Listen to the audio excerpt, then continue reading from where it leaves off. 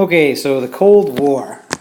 I titled this PowerPoint presentation or keynote presentation on the brink of world destruction.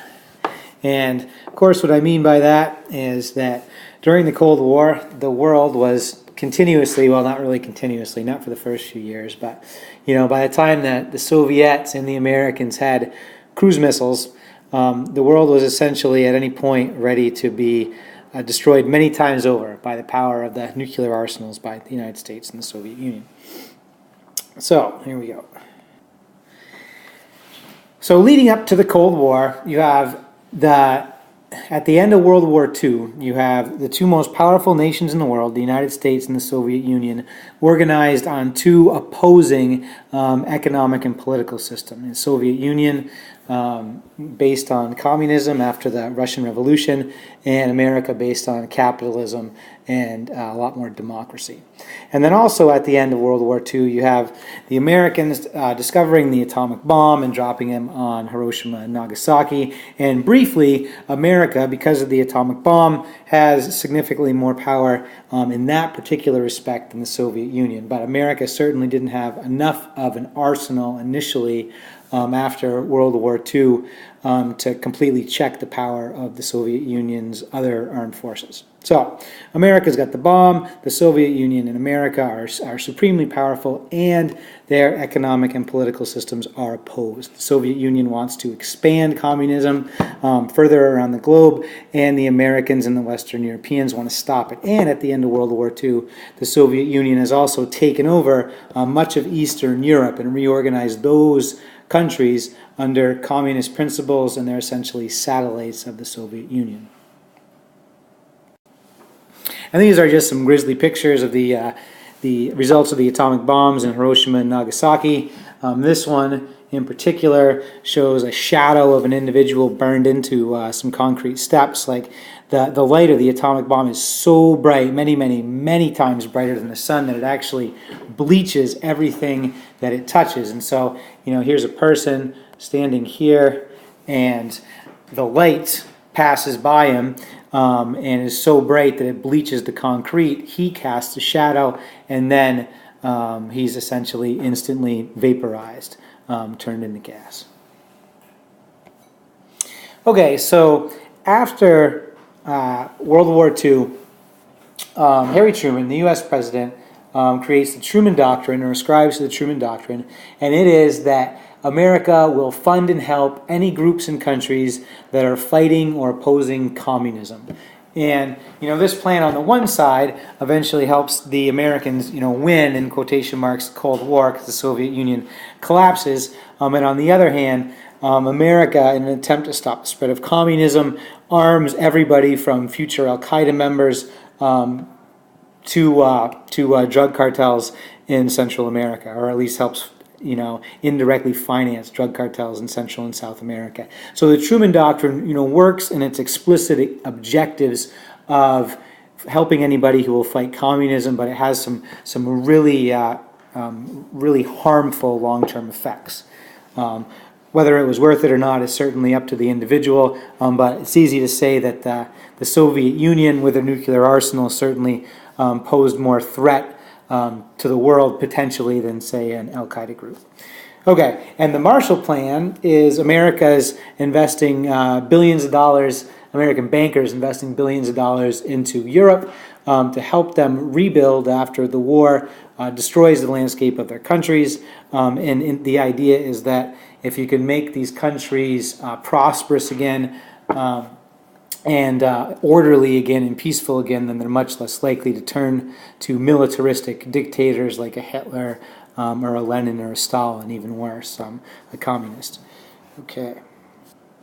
And here's just some cartoons or ads from the day. Here's Joe Stalin, Kenny Blockett, and it's the Marshall Plan, right? It's the basketball, and it's going to European recovery. And then this over here is actually an advertisement for the fledgling European Union, or at least the organization that leads to the European Union, as Europe is constructed, Western Europe is constructed after World War II to eventually unify their economies as much as possible. Okay, the first event in the Cold War that almost leads to World War III is the Berlin blockade. And here's the issues that start the Berlin blockade. If you notice on this map, this border here, it represents the Soviet Union-controlled Eastern Europe over here, and the Western Europe on the other side, and it's being organized by the British, the French, and the Americans.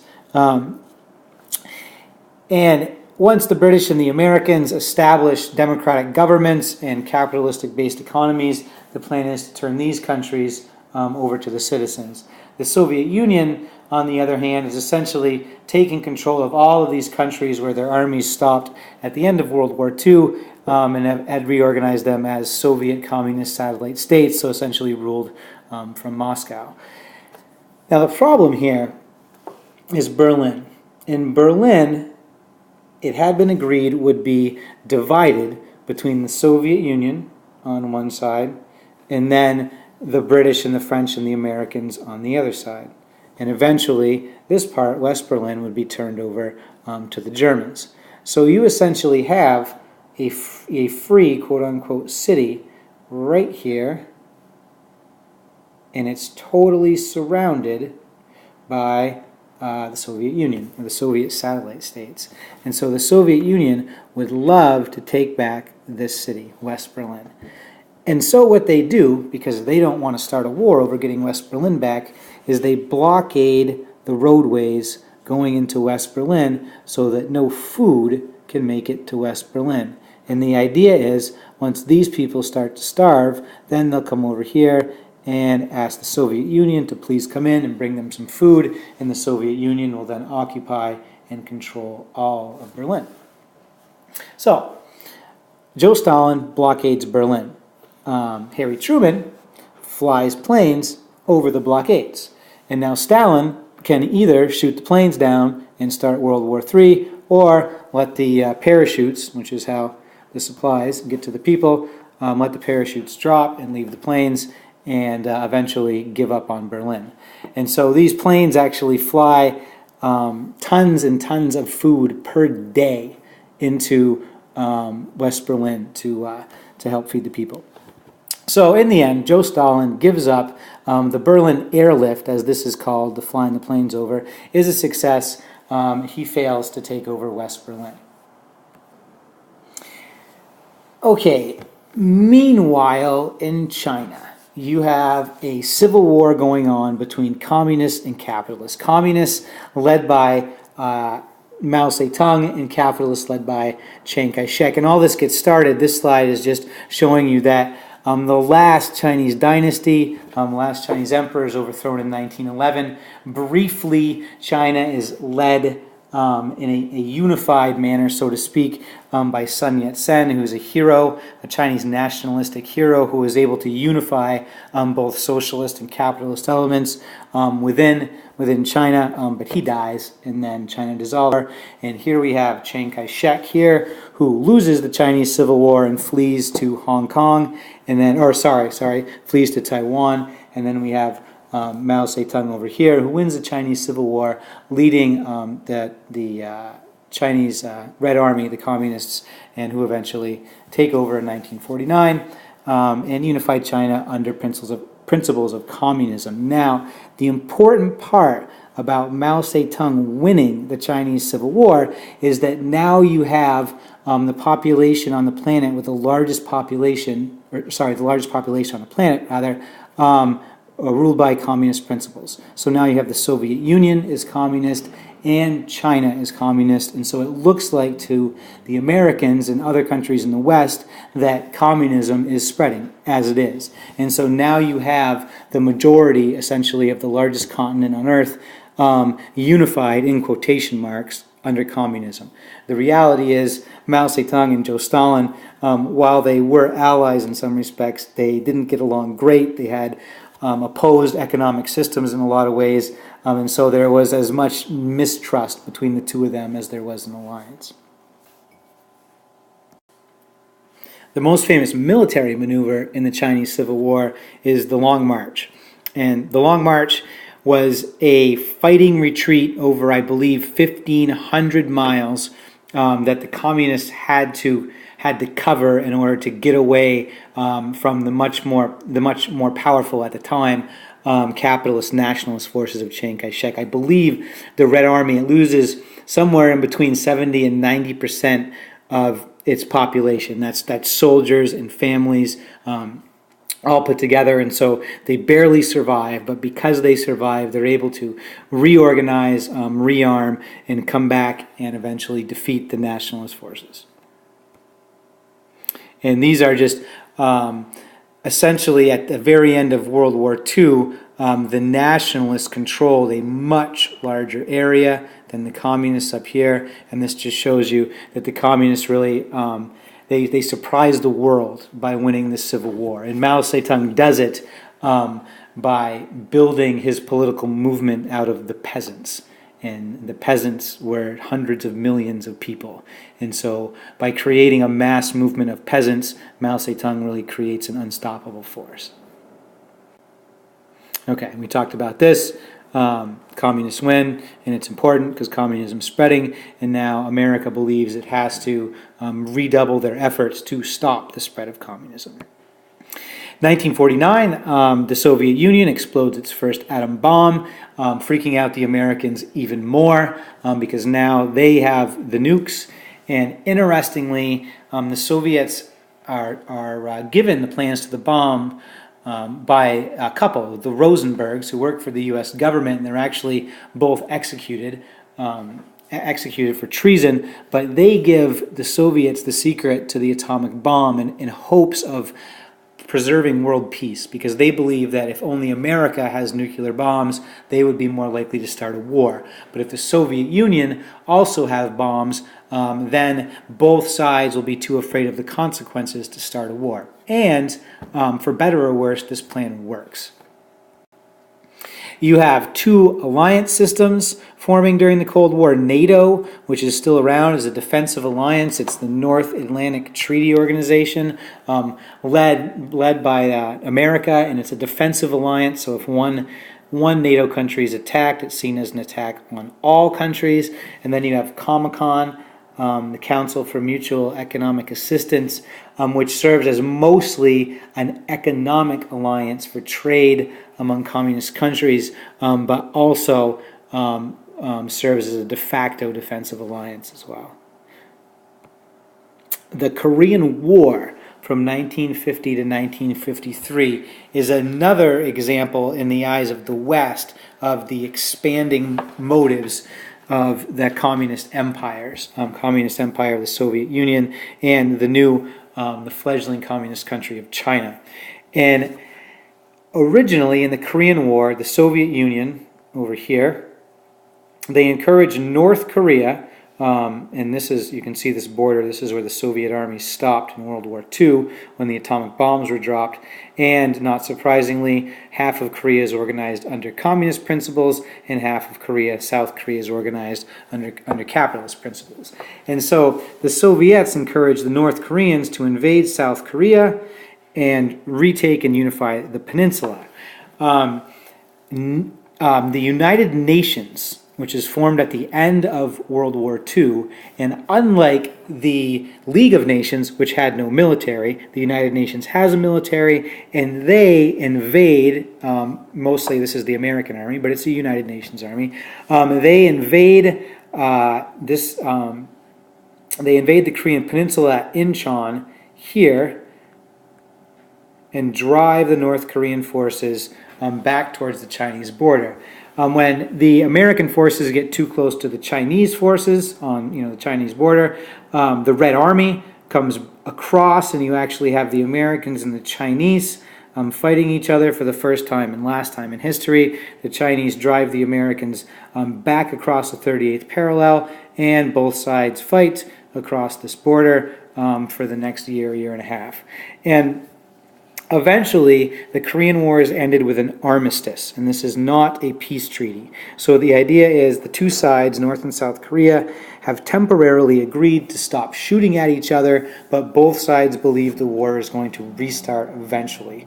And that's why The 38th parallel, this border right here, is the most heavily guarded border in the world. You have, I believe, about 1 million North Korean soldiers ready to come across in the north. You have 30,000 American soldiers and another, I believe, 500,000 South Korean soldiers on the south.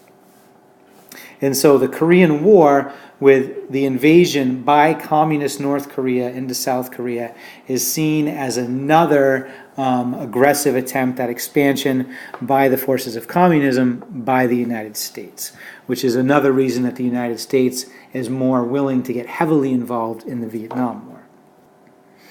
In 1957, the Soviet Union launches the first satellite into space, further freaking the Americans out, because being the first satellite, this represents an undeniable Soviet victory against the Americans in technology. And also, if the Soviets can shoot a rocket into space with a satellite, they can shoot a rocket to America with a nuclear bomb.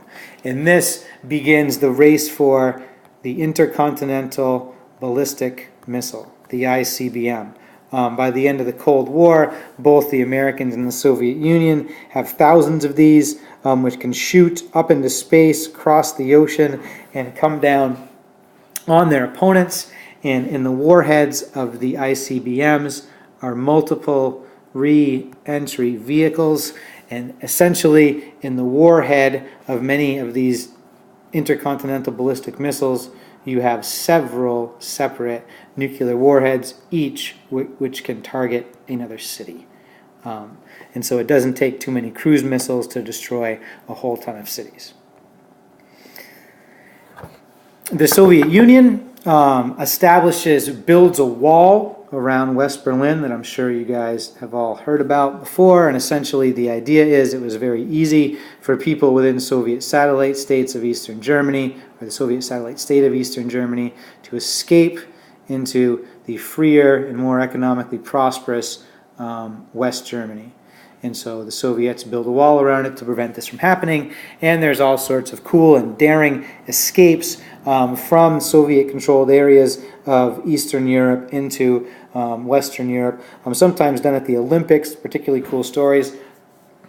Excuse me.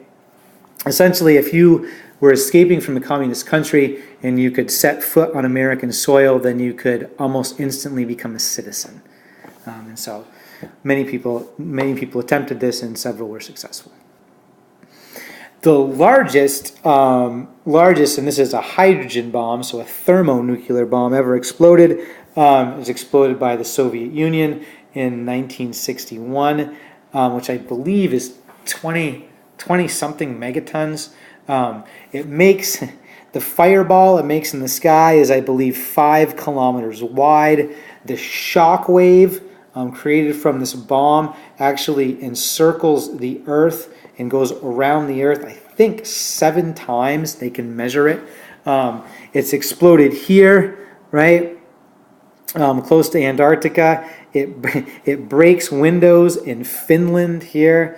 And the hydrogen bomb, the most destructive bomb to come out of the Cold War, more destructive than nuclear bombs. Really some frightening stuff here. The Cuban Missile Crisis, which you probably heard about before, but the Cuban Missile Crisis is when the world comes closest to a nuclear holocaust and mutually assured destruction, MAD, that ever happened during the Cold War. And essentially you have Kennedy, who's in control of nuclear missiles on the border between Turkey and the Soviet Union, which can essentially be in the Soviet Union nearly instantly, and then Khrushchev, who tries to even the score by putting Soviet nuclear missiles in Cuba. And these missiles could have reached Florida, I believe, in 15 minutes. And so Kennedy, wanting to really take a stand against the communist forces of Khrushchev and Fidel Castro, who in 1959 led a successful communist revolution in Cuba, Kennedy is going to push this issue right to the point of nuclear war. Essentially, Kennedy sends out the U.S. Navy to blockade Cuba, and then the Soviet Navy lines up right across from them, guns ready, and for several days the navies of the United States and the Soviet Union are just waiting to see who's going to fire first. People are digging fallout shelters in their backyard. I mean, really, your average American thought at this point it was a pretty good bet that the entire world was going to be exterminated in a nuclear war. In the end, Kennedy agrees to pull the missiles out of Turkey, and so Khrushchev agrees to pull the missiles out of Cuba. Both of them don't feel good about taking the world to the brink of destruction, and so they decide after that point to try to establish better relationships with each other. They actually install a single phone line, the red phone, that goes from the White House all the way to the Kremlin, like a direct phone line. So anytime the President of the United States or the Premier of the Soviet Union are afraid that something might happen to start a war that's avoidable, they pick up the phone on one side and it rings on the other side. The Vietnam War, we've already talked about at length.